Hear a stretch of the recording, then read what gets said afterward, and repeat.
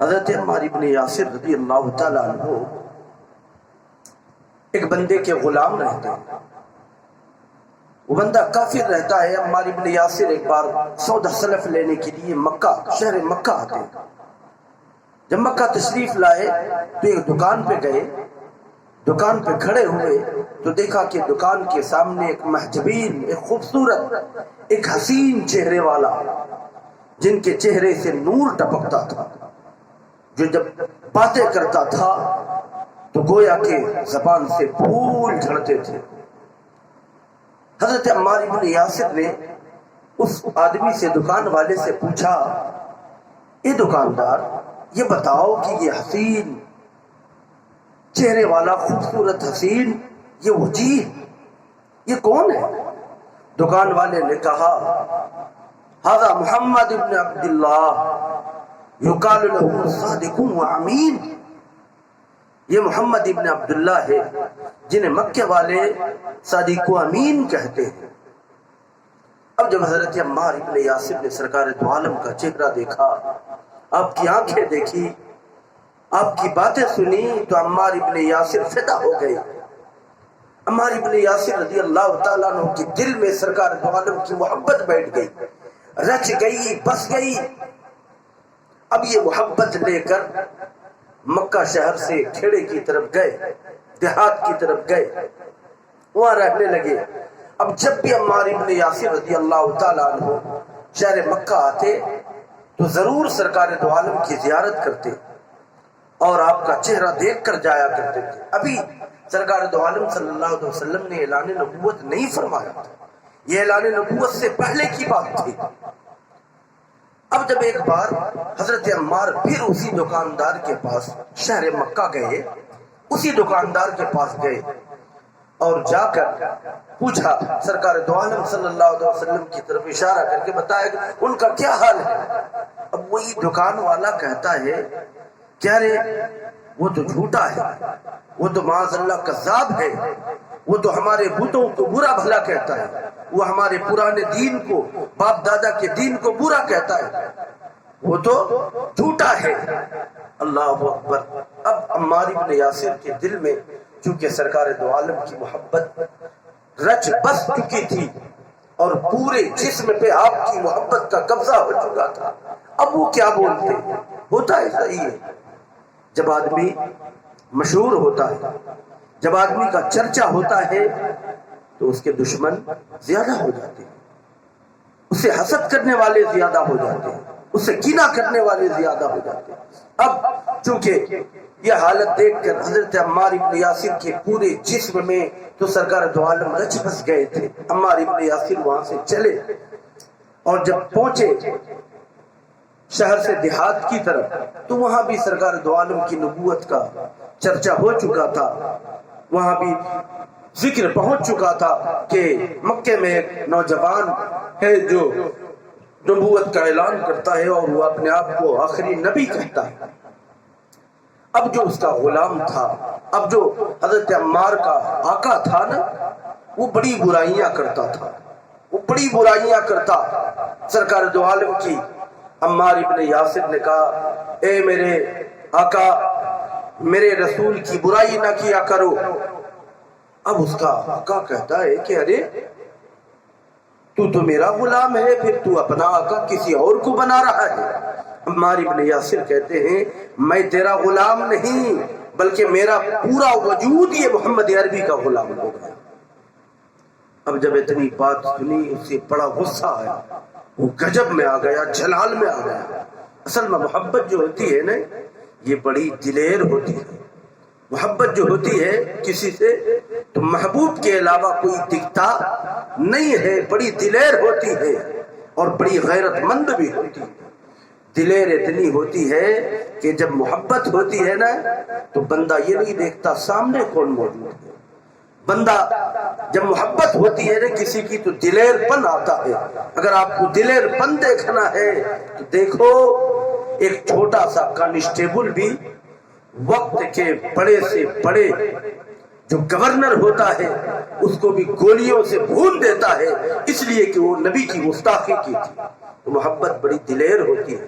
اور بڑی جرات مند ہوتی ہے، غیرت مند ہوتی ہے، اور دلیر یہ ہوتی ہے کہ وہ آگ میں بھی کود جاتی ہے۔ غیرت مند یہ ہوتی ہے کہ محبوب کی شان میں ایک وٹ بھی برداشت نہیں ہوتا۔ آخر کار وہ ڈٹ گئے۔ جب ڈٹ گئے تو عمار ابن یاسر کا جو آقا تھا وہ عمار ابن یاسر کو بڑی تکلیفیں دینے لگا، بڑی تکلیفیں دینے لگا اور تکلیفیں دینے لگا۔ ایک بار عمار ابن یاسر پھر گئے، مکہ میں گئے، اعلان نبوت ہو چکا تھا، مکہ میں گئے، سرکار دو عالم صلی اللہ علیہ وسلم نے جیسے آپ کا چہرہ دیکھا، عمار ابن یاسر نے سرکار کو دیکھا۔ عمار سوچ رہے تھے پہلے سے، اگر سرکار دو عالم مجھے کہہ دیں نا کہ میں اللہ کا رسول ہوں تو خدا کی قسم میں ایمان لے آؤں گا۔ یہ دل میں سوچ رہے تھے۔ عمار ابن یاسر کا اور رسول کا جب سامنا ہوا تو سامنا ہوتے ہی عمار ابن یاسر کو رسول اللہ نے فرمایا، عمار کیا دیکھ رہے ہو؟ ہاں ہاں، میں اللہ کا آخری نبی ہوں، میں پیغمبر ہوں۔ جب اتنا کہا نا، عمار ابن یاسر سامنے گئے اور کہا لا الہ الا اللہ محمد رسول اللہ صلی اللہ علیہ وسلم، مومن ہو گئے۔ اب جب وہ لوٹ کے واپس آئے، اس کے آقا کو پتہ چلا بڑی تکلیفیں، مارنا پیٹنا۔ ہر وقت یہ کہتا کہ اگر تم محمد کو نہیں چھوڑو گے تو تمہیں تکلیف دی جائے گی، تمہیں مصیبت دی جائے گی، تیرے ساتھ ایسا معاملہ کیا جائے گا۔ لیکن وہ فرماتے تھے میرے دل میں اللہ کے رسول کی محبت بیٹھ گئی، اب تجھے جو ظلم کرنا ہو، جو تشدد کرنا ہو، میرے ساتھ جو بھی کرنا ہو کرو، لیکن میرے دل سے محمد کی محبت نہیں نکل سکتی۔ آخر کار ان کے ساتھ ظلم روز بروز بڑھتا رہا، اتنا بڑھا کہ عمار ابن یاسر رضی اللہ تعالی عنہ کو وہ بدبخت جو اس کا آقا تھا، وہ کوئل سے جلا کر آگ جلا کر عمار ابن یاسر کو جلاتا، ان کے جسم کے ایک ایک انگ کو جلاتا، ان کی آنکھوں کو جلاتا، ان کے سر کو جلاتا، ان کے جسم کو جلاتا، تکلیفیں دیتا۔ اور اتنے ہی نہیں، جلانے کے بعد اس پر نمک ڈالتا، مرچی ڈالتا، بہت تڑپتے۔ لیکن جس دل میں ایمان کی دولت آ جاتی ہے، اللہ اور اس کے رسول کی محبت آ جاتی ہے، اسے دنیا کی تکلیف اس کے لیے کوئی معنی نہیں رکھتی۔ پھر بھی بڑی تکلیف ہوتی تھی، بڑا درد ہوتا تھا۔ عمار ابن یاسر رضی اللہ تعالی عنہ کی یہ حالت تھی، ایسی حالت تھی، کسی نے جا کر بتایا اے میرے آقا، آپ کے غلام عمار کو بڑی تکلیف دی جاتی ہے، بڑی اذیت دی جاتی ہے، کوئلے پہ لٹایا جاتا ہے، آگ میں جلایا جاتا ہے، روتے ہیں، تڑپتے ہیں، اے میرے آقا۔ ایک بار عمار ابن یاسر سرکار کے سامنے گئے، کبھی شکایت نہیں کی، روز تکلیف دیتا، ستاتا، شکایت نہیں کی۔ عمار ابن یاسر سرکار کے سامنے گئے اور سرکار کے سامنے جانے کے بعد کہا، حضور نے پوچھا عمار کیا حال ہے؟ اب عمار ابن یاسر سے رہا نہیں گیا، سب ضبط سے باہر ہو گیا۔ عمار ابن یاسر کی آنکھوں میں آنسو آ گئے، کہا یا رسول اللہ، دین اسلام کی وجہ سے، آپ کی محبت کی وجہ سے، اللہ کی محبت کی وجہ سے، اے میرے رسول مجھے بڑی تکلیف دی جاتی ہے، مجھے بڑا ستایا جاتا ہے۔ اے میرے آقا دیکھیے میرے جسم کا ایک ایک حصہ جلا ہے، میرے جسم کا کوئی انگ باقی نہیں ہے جہاں آگ نے جلایا نہیں۔ اے میرے رسول بڑی تکلیف ہوتی ہے، اسلام کے لیے بڑا مجھے ستایا جاتا ہے۔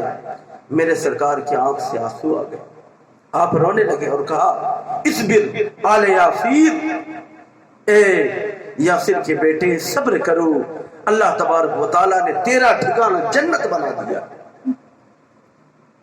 کہا یا رسول اللہ دعا تو کر دیجیے، بہت تکلیف ہوتی ہے۔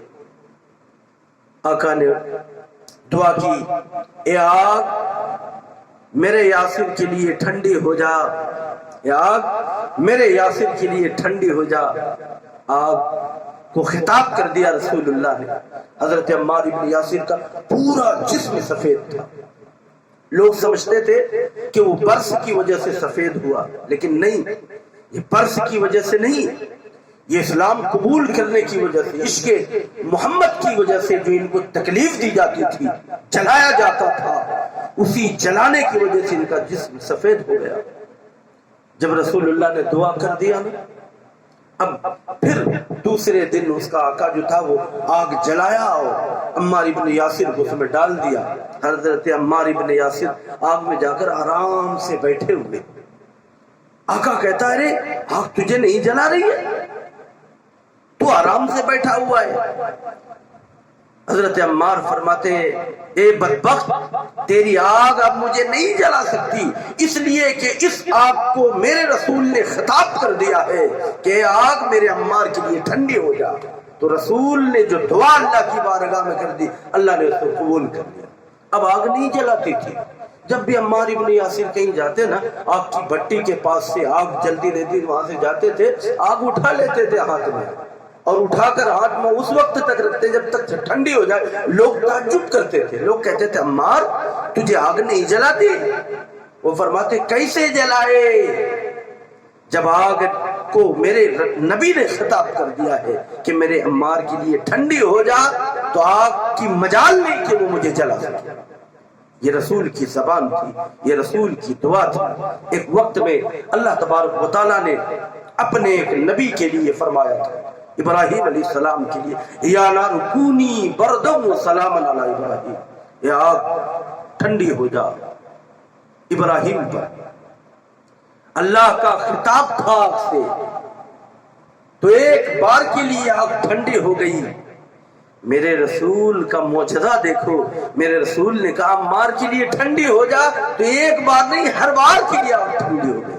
یہ میرے رسول کی زبان ہے، اور یہ محبت ہے، اور یہ اسلام کا عشق ہے، اور یہ اسلام کے لیے تکلیفیں جو صحابہ اٹھاتے تھے، اسی وجہ سے ایسی تکلیفوں کو برداشت انہوں نے کیا، تو اللہ تبارک و تعالیٰ نے ان صحابیوں کے حق میں فرمایا رضی اللہ عنہم ورضوا عنہ، اللہ ان سے راضی ہے اور یہ اللہ سے راضی ہے، ان کے لیے جنت ہے۔ تکلیفیں برداشت کی، اسلام سے محبت کی، رسول سے محبت کیا، تو اللہ نے ان کا ٹھکانہ جنت بنا دیا۔ آپ بھی تکلیفیں برداشت کرو، مومن کو تکلیف آتی رہتی، لوگ ستاتے، ظلم کرتے، برداشت کرو اس دنیا میں، انشاءاللہ تعالی آخرت میں اللہ تکلیف اسلام کے لیے برداشت کرو گے تو آخرت میں اللہ تعالی جنت نصیب فرمائے۔